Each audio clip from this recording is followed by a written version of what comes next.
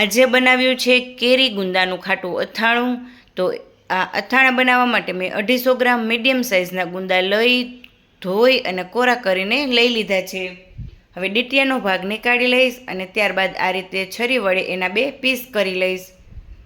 Piece થઈ ગયા બાદ ઠળિયાનો ભાગ નીકાળી એને કેરીના ખાટા પાણીમાં એડ કરી દઈશ। હવે આ રીતે હું બધા જ ગુંદાને કટ કરી ઠળિયાનો ભાગ નીકાળી અને એના ફાડાને કેરીના પાણીમાં એડ કરી દઈશ। અહીં આપણે આ કેરીના પાણીમાં ગુંદાને ઝાઝો વખત નથી રાખવાનો, 2-5 મિનિટમાં જ એને નીકાળી લેવાના છે।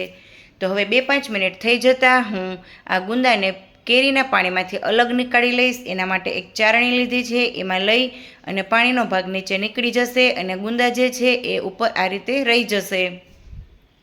હવે ગુંદાના ફાડામાં થોડું ઘણું પણ જો ચીકાશ અથવા તો પાણીનું પ્રમાણ રહી ગયું હોય તો એને હું એક કપડાથી કોરા કરી એનો એકદમ સરસ રીતે કોરા કરી લઈશ, કેમ કે ગુંદાને આપણે સૂકવવાના નથી, ફક્ત આ રીતે જ કોરા કરીને ઉપયોગમાં લેવાના છે। તો હવે બધા જ ગુંદાના ફાડા સરસ કોરા થઈ ગયા છે। ત્યારબાદ હવે હું બોરો બનાવી લઈશ। તો એના માટે મેં અહીં 50 ગ્રામ રાઈના કુરિયા લીધા છે અને 20 ગ્રામ મેથીના કુરિયા લીધા છે। ધાણાના કુરિયા મેં અહીં નથી લીધા, જો તમને ગમે તો તમે અહીં ધાણાના કુરિયા પણ લઈ શકો છો। હવે અડધી ચમચી હિંગ એડ કરી છે, અડધી ચમચી હળદર અને તેલ ગરમ થઈ ગયું છે ત્યારે એમાં મેં થોડું જીરું એડ કર્યું છે અને થોડા મરીના દાણા એડ કર્યા છે।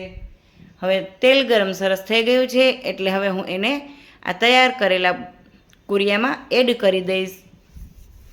તેલનું પ્રમાણ મેં અહીં વધારે નથી રાખ્યું, જો તમને ફાવે તો વધારે તેલ પણ તમે લઈ શકો છો, પરંતુ આ અથાણું મેં ઇન્સ્ટન્ટ ખાવા માટે બનાવ્યું છે એટલે હવે એમાં વધારે તેલની કંઈ જરૂરત નથી પડતી। બોરો મસ્ત મિક્સ થઈ ગયો છે। હવે એ ઠંડો થઈ જાય એટલે ત્યારબાદ હું એમાં નમક એડ કરીશ અને લાલ મરચું પાવડર એડ કરીશ। એક વાતનું ખાસ ધ્યાન રાખવાનું છે કે નમક આપણે બોરો ઠંડો થઈ જાય ત્યારબાદ જ એડ કરવાનું છે। બોરો સરસ ઠંડો થઈ ગયો છે એટલે મેં એમાં નમક એડ કર્યું, સ્વાદ પ્રમાણે લાલ મરચું પાવડર એડ કર્યું છે અને એને પણ વ્યવસ્થિત મિક્સ કરી લઈશ। બોરો સરસ મિક્સ થઈ ગયો છે એટલે હવે હું એમાં મેં જે કેરીની કટકી કરીને લીધી છે એ એડ કરીશ। અહીં મેં કેરીની કટકીને પલાળી નથી, જો તમને ફાવે તો તમે હળદર મીઠામાં 2-5 મિનિટ માટે પલાળીને પણ લઈ શકો છો અને આ રીતે ડાયરેક્ટ કાચી કેરીને પણ તમે પલાળ્યા વગરની લઈ શકો છો। તો બોરામાં સરસ કેરીની કટકી મિક્સ થઈ ગઈ છે।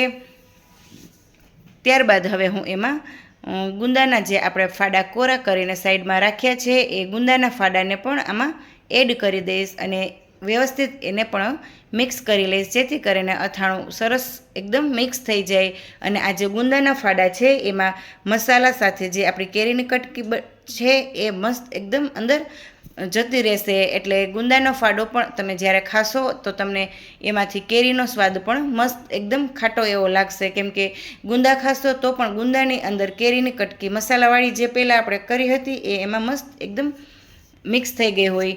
તો અહીં આપણું આ કેરી ગુંદાનું ખાટું અથાણું બનીને તૈયાર છે। જો આ રીતે ગુંદાના ફાડામાં અંદર કેરીની કટકી એકદમ સરસ આવી ગઈ છે। તો અહીં મારું અથાણું બનીને તૈયાર છે। 2-5-10 મિનિટ માટે હું એને ડીશ ઢાંકીને રહેવા દઈશ, ત્યારબાદ એને એક બરણીમાં ભરી લઈશ અને એને ફ્રીજમાં મૂકી દઈશ। Thank you.